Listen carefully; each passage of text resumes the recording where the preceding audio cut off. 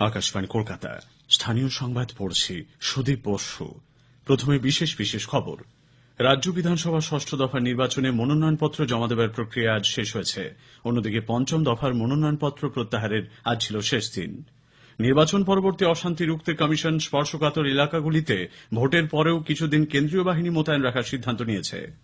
রাজ্যে বিধানসভা নির্বাচনের পরবর্তী পর্যায়গুলির জন্য প্রচারাভিযান জমে উঠেছে। প্রধানমন্ত্রী নরেন্দ্র মোদী আজ হুগলি ও দক্ষিণ চব্বিশ পরগনায় জনসভা করেছেন। তৃণমূল কংগ্রেস নেত্রী মুখ্যমন্ত্রী মমতা ব্যানার্জি দক্ষিণ চব্বিশ পরগনা ও হুগলিতে জনসভার পাশাপাশি হাওড়ায় রোড শো করেছেন। রাজ্যের বিভিন্ন প্রান্তে সভা মিটিং মিছিল করছেন সংযুক্ত মোর্চার প্রার্থীরাও। সারা দেশে 7 কোটির বেশি মানুষকে কোভিড ভ্যাকসিন দেওয়া হয়েছে। একদিনে নতুন করে সংক্রমিত 89,000-এর বেশি। রাজ্যে কমেছে আরোগ্যের হার। করোনা সংক্রমণ আবার ঊর্ধ্বমুখী, তাই শ্রোতাদের কাছে আমাদের আবেদন, সাবধানতা বজায় রাখুন। 45 বছরের বেশি বয়সী সবাই নির্দ্বিধায় কোভিডের টিকা নিন। 3টি পদক্ষেপ মেনে চললেই সুরক্ষিত থাকা যায়।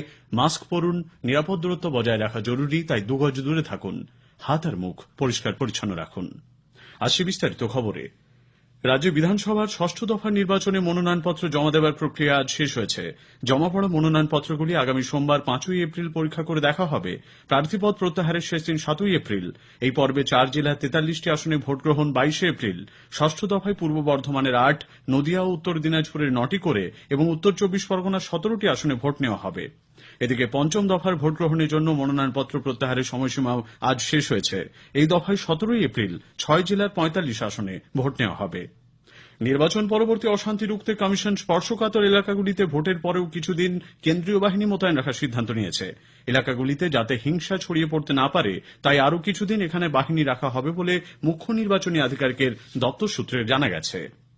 রাজ্যের বিধানসভা নির্বাচনের 3য় দফার ভোট গ্রহণের আগে ভোটের কাজে যুক্ত বেশ কয়েকজন আধিকারিক ও পর্যবেক্ষকের করোনা সংক্রমণ ধরা পড়ায় নির্বাচন কমিশন তাদের দায়িত্ব থেকে অব্যাহতি দিয়েছে। ওইসব আধিকারিকদের নমুনা পরীক্ষার রিপোর্ট পজিটিভ আসার পরেই তাদের অব্যাহতি দেওয়া হয়েছে বলে কমিশন সূত্রে খবর। তাদের বদলে বিকল্প আধিকারিক নিয়োগ করা হয়েছে। কমিশন সূত্রে জানা গেছে, পুরুলিয়ার দায়িত্বে থাকা এক পর্যবেক্ষক এবং দক্ষিণ চব্বিশ পরগনার এক পর্যবেক্ষকের শরীরে করোনা সংক্রমণ ধরা পড়েছে। এরপরই তাঁদের সরানোর সিদ্ধান্ত নেওয়া হয়। অন্যদিকে আগামী দফার ভোটের আগেই রাজ্যে মহারাষ্ট্র ও তামিলনাড়ু থেকে বেশ কয়েকজন পর্যবেক্ষকের আসার কথা থাকলেও উদ্ভূত পরিস্থিতিতে তাঁদের সফর বাতিল করা হয়েছে। এর পাশাপাশি সম্প্রতি কয়েকজন রিটার্নিং অফিসার ও সিইও দপ্তরের 2-1 কর্মীরও করোনা সংক্রমণ ধরা পড়ে। রাজ্য বিধানসভার চতুর্থ পর্বের নির্বাচনে প্রার্থীদের মধ্যে 22% প্রার্থীর বিরুদ্ধেই ফৌজদারি মামলা রয়েছে। এর মধ্যে 17%-এর বিরুদ্ধে রয়েছে গুরুতর ফৌজদারি মামলা।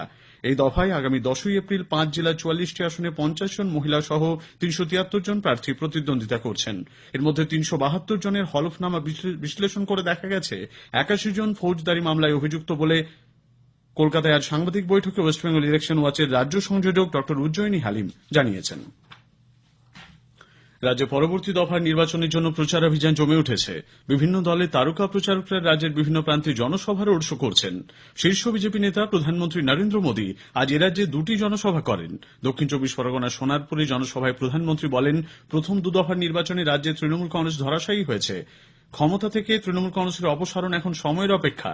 আমপানের সময় কেন্দ্রীয় অর্থ সহায়তা তৃণমূল কংগ্রেসের নেতারা লুট করেছে বলে শ্রী মোদী অভিযোগ করেন। এর আগে হুগলির তারকেশ্বর বিধানসভা আসনের অন্তর্গত বাহিরখণ্ডের নন্দকুঠিতে এক জনসভায় প্রধানমন্ত্রী বলেন, রাজ্যের উন্নতি ও পরিবর্তনের নাম করে ক্ষমতায় এলেও মুখ্যমন্ত্রী রাজ্যবাসীর সঙ্গে বিশ্বাসঘাতকতা করেছেন।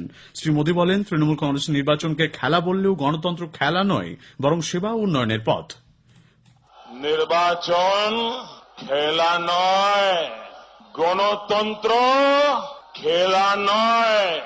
গণতন্ত্র হলো মানুষের সেবার পথ।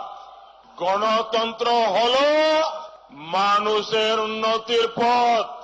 चुनाव के मैदान में कोई कभी ईवीएम को गाली दे, कभी चुनाव आयोग को गाली दे, तो समझो उसका खेला शेष है। दीदी, बंगाल के लोग पैसे लेकर के रैली में जाते हैं ये कहकर आपने बीजेपी को नहीं, मोदी को नहीं, आपने बंगाल की जनता का अपमान किया है। ক্ষমতা এলে রাজ্যে যত দ্রুত সম্ভব কিষাণ সম্মান নিধি, আয়ুষ্মান ভারতের মতো প্রকল্প চালু করা হবে বলে তিনি প্রতিশ্রুতি দেন। বিজেপির শীর্ষ নেতৃত্ব এরাজ্যে এসে সোনার বাংলা গড়ার কথা বললেও আমপানের মতো প্রাকৃতিক দুর্যোগের সময় কেন্দ্রীয় সরকার কোন রকম সাহায্য করেনি বলে তৃণমূল কংগ্রেস নেত্রী মুখ্যমন্ত্রী মমতা ব্যানার্জি মন্তব্য করেছেন। আজ দক্ষিণ চব্বিশ পরগনার কুলপি ও রায়দিঘিতে দুটি জনসভায় ভাষণে মুখ্যমন্ত্রী কেন্দ্রীয় সরকারের তীব্র সমালোচনা করেন। কেন্দ্রীয় বাহিনী নির্বাচনের আগে গ্রামে গ্রামে গিয়ে মানুষকে ভয় দেখাচ্ছে, বহিরাগত গুন্ডারা এরাজ্যে ভোট করানোর জন্য জড়ো হয়েছে বলে তাঁর অভিযোগ। বিজেপি অর্থের বিনিময়ে সভায় লোক নিয়ে যাচ্ছে বলেও মুখ্যমন্ত্রী মন্তব্য করেছেন। বিজেপি কোটি কোটি টাকা ডিস্ট্রিবিউট করছে, ইলেকশনের আগে এসে বলবে এই নে 500 টাকা নিয়ে ভোটটা দিয়ে, এই নে মুড়ি খা, বাতাসা খা। ওদের বলবেন আগে গ্যাসের দামটা ফ্রি কর, আগে গ্যাস ফ্রি দাও, তারপরে ক্যাশ দেবে। ওরা ক্যাশ দিলে খেয়ে নেবেন, তো কি করবেন? কিন্তু ভোটের খাতায় খরচা করে দেবেন। তিনি এদিন হুগলি তারকেশ্বর বিধানসভা কেন্দ্রে দলীয় প্রার্থীর সমর্থনে ধনেখালীর গোপীনগরে জনসভা করেন। পরে হাওড়া মধ্য ও শিবপুরে দলীয় প্রার্থীদের সমর্থনে কাজীপাড়া থেকে সম্মিলনী পার্ক পর্যন্ত রোড শো করেছেন। র্যালি শেষ হওয়ার কিছুক্ষণ আগে একটি ষাঁড় ঢুকে পড়লে কিছুক্ষণ বিশৃঙ্খলা ছড়ায়। অন্যদিকে কোচবিহারের মাথাভাঙায় দলীয় প্রার্থীর প্রচারে বিজেপি নেতা শুভেন্দু অধিকারী এরাজ্যে গণতন্ত্র নেই বলে অভিযোগ করেছেন।